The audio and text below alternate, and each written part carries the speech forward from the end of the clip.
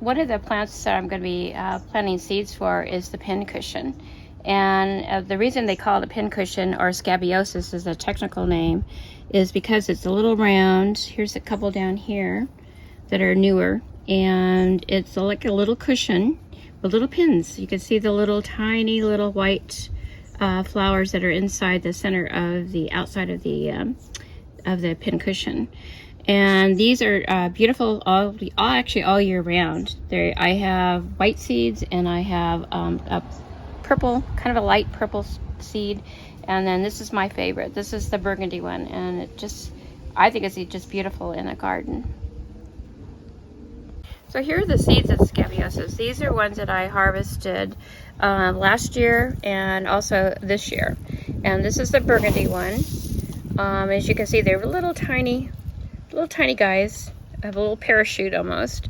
And you just take those, you dry those, and then you're going to get a little container. I've already made out the little tag that says what it is. And you just stick one of these little seeds just right down a little hole. And there's room for 3 of them in here. I always usually plant like 3 in a pot, and then cover it up. Make sure it's all covered up like a little blanket so that it'll germinate. And you just keep this watered through the rest of this summer into the fall, and you'll have really pretty scabiosis in the springtime.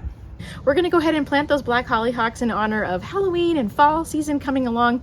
We're going to make a 1/4 inch little dent with our finger, put the black hollyhock seed in the hole, and cover it up like a little blanket, and make sure that you label it so that you know what it is as it's coming up as a seedling. 2 things you want to keep in mind: if you can, create a little bit of cover and shelter for your seedlings as the fall weather might be a little bit cooler, and then you want to get them established to like a junior size seedling so that they can be sturdy and hardy and survive that little bit of temperature change that's coming, especially if you live in a temperate climate, and you can help them keep growing even though the weather is changing, but not too drastic.